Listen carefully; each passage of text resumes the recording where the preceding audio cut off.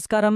మధ్యయుగపు తొలిదశలో దక్షిణ భారతదేశంలో జరిగిన అద్భుతమైన సాంస్కృతిక వికాసం గురించి ఈరోజు మనం మాట్లాడుకోబోతున్నాం. ముఖ్యంగా రాజకీయ సంఘర్షణలనేవి కళ, వాస్తుశిల్పం, చివరికి తత్వశాస్త్రం అభివృద్ధికి ఎలా దారితీశాయో మనం లోతుగా పరిశీలిద్దాం. జిఎస్ పేపర్ 1లో ప్రాచీన, మధ్యయుగ భారతదేశ చరిత్ర విభాగంలో ఇది చాలా ముఖ్యమైన అంశం. సరే, ఇక్కడ మన ముందు ఒక చాలా ఆసక్తికరమైన ప్రశ్న ఉంది. చూడండి, రెండు శత్రురాజ్యాల మధ్య వైరం ఉంటే అది సాధారణంగా విధ్వంసానికే దారితీస్తుంది.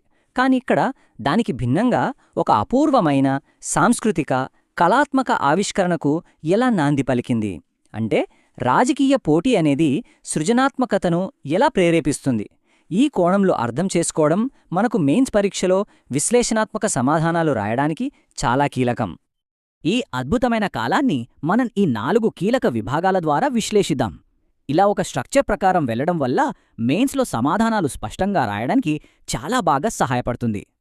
సరే, మొదటి విభాగంలోకి అడుగుపెడదాం. క్రీస్తు శకం 6వ శతాబ్దం నుండి 9వ శతాబ్దం మధ్యకాలంలో దక్కన్ మరియు తమిళ ప్రాంతాలలో అసలు రాజకీయ వాతావరణం ఎలా ఉండేదో ఒకసారి చూద్దాం. ఈ కాలక్రమం ప్రిలిమ్స్ పరీక్షకు చాలా ముఖ్యం, గుర్తుంచుకోండి. ఈ కథలో మనకు 2 ప్రధాన పాత్రధారుడు ఉన్నారన్నమాట. ఒకరు బాదామి చాళుక్యులు, మరొకరు కాంచీపుర పల్లవులు. వాళ్ల రాజధానులు, అత్యంత ప్రసిద్ధ పాలకులు, వాళ్లు పరిపాలించిన ప్రాంతాలు ఇవన్నీ ప్రిలిమ్స్ ఫ్యాక్ట్స్ కోసం చాలా అవసరం. ముఖ్యంగా చాళుక్యరాజు 2వ పులకేశికి, పల్లవరాజు 1వ నరసింహవర్మన్కు మధ్య జరిగిన సంఘర్షణే ఈ మొత్తం యుగాన్ని నిర్వచించింది. ఒకసారి ఈ మ్యాప్స్ని గమనించండి. ఇది వాళ్ల భౌగోళిక పరిస్థితుల్ని మనకు చాలా స్పష్టంగా చూపిస్తుంది. చాళుక్యులు దక్కన్ పీఠభూమిలో ఉంటే, పల్లవులు తమిళ ప్రాంతంలో ఉన్నారు. వాళ్ల రాజ్యాలు సరిగ్గా పక్కపక్కనే ఉండటంతో సారవంతమైన భూముల కోసం, ఆధిపత్యం కోసం నిరంతర సంఘర్షణ అనేది ఒక రకంగా అనివార్యమైంది. మ్యాప్ ఆధారిత ప్రశ్నలకు ఇది చాలా ఉపయోగపడుతుంది. ఇక్కడ మనం గమనించాల్సిన విషయమేంటంటే, ఈ 2 రాజ్యాలు కేవలం యుద్ధాలు మాత్రమే చేయలేదు. వాళ్లు అత్యంత అధునాతన పరిపాలనా వ్యవస్థలను కూడా అభివృద్ధి చేశాయి. బ్రహ్మదేయ, సభ, ఊర్ ఈ పదాలు ప్రిలిమ్స్, మెయిన్స్ రెండింట్లోనూ చాలా కీలకం. ముఖ్యంగా బ్రాహ్మణులు నిర్వహించే అధికారిక సభకు, సాధారణ గ్రామస్థులు ఉండే అనధికారిక ఊరుకు మధ్య ఉన్న తేడా వాళ్ల పరిపాలనలోని సూక్ష్మత్వాన్ని మనకు చూపిస్తుంది.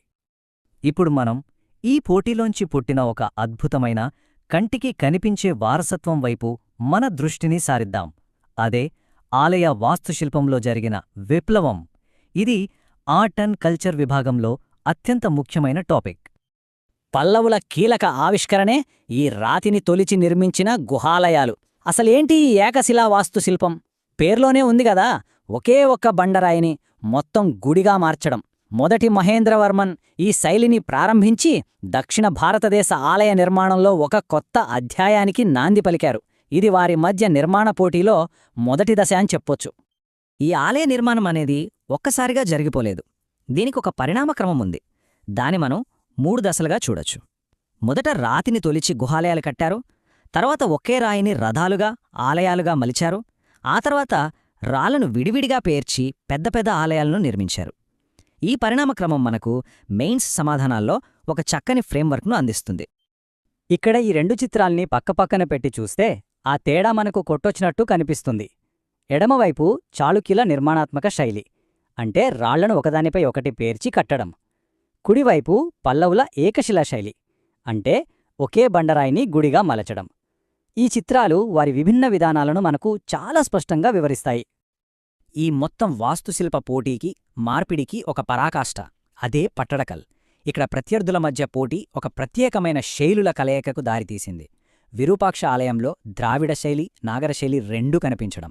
యుద్ధం మధ్యలో కూడా సాంస్కృతిక మార్పిడి ఎంత గొప్పగా జరిగిందో చెప్పడానికి ఇదొక అద్భుతమైన నిదర్శనం.